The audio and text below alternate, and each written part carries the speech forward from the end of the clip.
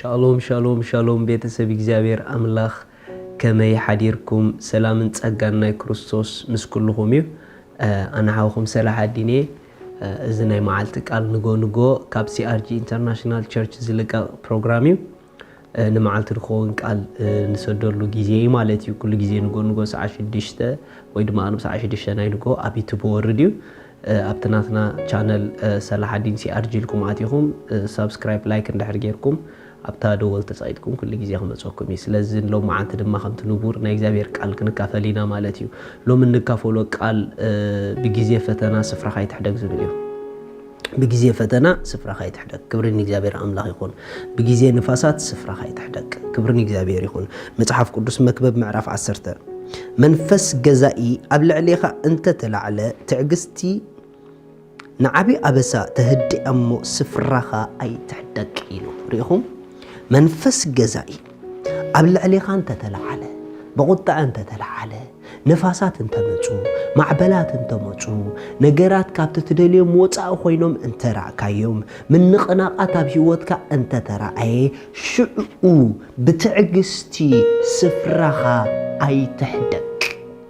ስፍራኻ ኣይትሕደግ ንምንታይ ተተባሃለ እዚ ሎሚ ተሲኢ ትሪኦ ዘለኻ ንጊዜ እዩ እዚ ሎሚ ተሲኢ ትሪኦ ዘለኺ ንጊዜ እዩ እዚ ሎሚ ኣብ ህይወት ንናብራና ብብዙሕ ዓይነት መንገዲ እንዳመጸ ተስፋ ቁርጸና ደው ከብለና ዝፍትን ዘሎ ንፋሳት ስፍራና እንተ ዘይሓዲግና ዓወት ናትና እዩ ሃሌሉያ አሜን ብዙሕ ጊዜ ኣብ ህይወት ስፍራኻ ምሕዳግ ብዙሕ ክሳራ እዩ ዘምጸካ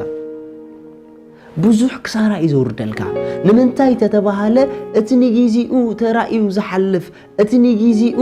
ምን ንቕናቃት ገይሩ ነገር ግን ዘይዕወተልና ንፋሳት ሰኣን ስፍራና ዘይምሕዳግ ሰኣን ስፍራና ምሕላው ብዙሕ ክሳራ ኣብ ህይወትና ከምጸልና ይኽእል እዩ ብዙሕ ክሳራ ዘምጸልና እቲ ንፋስ ክሳዕ ክንድኡ ጉልበት ስለ ዘለዎ ኣይኮነን ኖ ማንም ዓይነት ንፋስ ክሳብ ዝተላዓለ ተላዒሉ ልዕልናትና ጉልበት ክህልዎ ሓይሊ ክህልዎ ኣይክእልን እዩ ዓቕሚ ክህልዎ ኣይክእልን እዩ ዋይ ተተባሃለ ናትና ስፍራ ክርስቶስ እዩ ናትና ዓቕሚ ክርስቶስ እዩ ካብቲ ኣብ ዓለም ዘሎ ኣባኹም ዘሎ ይበልጽ ተባሂሉ እዩ እዚ ዝኣክል ዓቕሚ ሒዝና ግን ዋይ ንነቐነቕ እዚ ዝኣክል ዓቕሚ ሒዝና ግን ብጊዜ ፈተና ትኽክለኛ ምላሽ ንምንታይ ዘይንህብ ሪኢኹም ኩሉ ጊዜ ኣብ ህይወትና ንፋስ ክለዓል ከሎ ኣብ ህይወትና ነገራት ክለዓል ከሎ ነገራት ካብቲ ዝሓሰብናይ ወጻእ ክኾዱ ክንሪኦም ከለና ኣብ ምስጋና ደው እንተዘይልና ሽዑ ሃሌሉያ ኣብቲ ትኽክለኛ ስፍራና በእምሮና ተቃኒና ኣብ ክርስቶስ ዘለኹ ኣነ ዕውት ምክንያቱ ኩሉ ጊዜ ናብ ዓወት ጎይታ ዝመርሐኒ ኣብ ዝብል ርድኢት ደው እንተዘይልና ካብዚ ዝመጸኒ ዘሎ ንፋስ ዝዓቢ ዝበልጽ ኣባያሎ ኣብ ዝብል ርድኢት ደው እንተዘይልና ኣብዚ ስፍራ ደው እንተዘይልና እዚ ዝውርወር ዘሎ ኣጽዋር ኣይጠቅምን እዩ ኣብ ዝብል ርድኢት ደው እንተዘይልና ብዙሕ ነገር ከነባላሹ ንኽእል ሪኢኹም ሓደ ዓይነት ንፋሳት ንሰባት የጋጥሞም እሞ ኣብ ገለ የውድቆም ኣብ ገለ ግን ደው ኢሎም ጸንሑኻ ዋይ ተተባሃለ ኣብ ክልቲኦም ዘሎ ሓይሊ ስለ ዝፈላለ ይኮነ ኖ ነገር ግን እቲ ስፍርኡ ስለ ዝሓደገ እቲ ግን ስፍርኡ ስለ ዘይሓደገ እዩ ሃሌሉያ ስፍራና ኣበይና ንሓድጎ እንድሕሪልኩምኒ ኣብ ተሓሳስባና ኢና ስፍራና ንሓድጎ ንፋሳት ክመጹ ከለዉ ነገራት ክለዋወጡ ከለዉ ምድረ በዳ ክኸውን ከሎ ጉዕዞ ሽዑኡ እንታይ ዓይነት ማይንድ ኣለካ እዩ ሽዑኡ እንታይ ዓይነት ኣተሓሳስባ ኣለካ እዩ ምድረ በዳ ስለ ዝራእካ ምድረ በዳ ኮይኑ ህይወተይ ዝብል ርእሲ ዲኻ ሽዑ ትለብስ ወይስ ኣብ ማእከል እቲ ምድረ በዳ ለምለም ይዝራእየካ ኣብ ማእከል እቲ ዘይድሓን ድሓን ዲ ዝራእየካ ኣብ ማእከል እቲ ጸልማት ብርሃን ዲ ዝራእየካ ኣእምሮኻ ሽዑ ኣቋሙ እንታይ እዩ ኣተሓሳስባኻ ሽዑ ኣቋሙ እንታይ እዩ ሪኢኹም ስፍራና ዘሕድገናን ኣብ ስፍራና ዘጽንዓናን ኣተሓሳስባና እዩ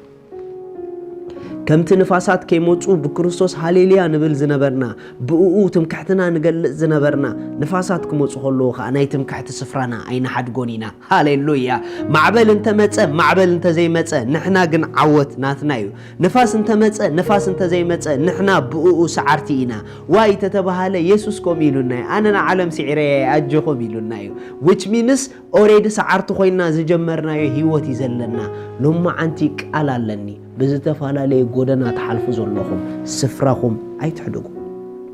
سفراكم اي تحدقو ابي تحساسباكم مصحف قدوس اب إسياس كمزيلو الله هاليلويا إسياس 54 إسياس 54 كاب تقص 17 نعاقي كوغو التسرح أطوار كله أي كتأكمن إيو ريهم أبزس كدو نبال حوان نعاقي كوغو التسرح أطوار كله إزبل whatever it is دلايكم تقصوا لي بزتفالا لي قد دايكم تحالفزوا لكم كله تباهي لي إيو يملكوتا إيو قد دايكم مالتيو نعاقي كوغو التسرح أطوار نعاقي كوغو التسرح أطوار كلهم أي كتأمونهم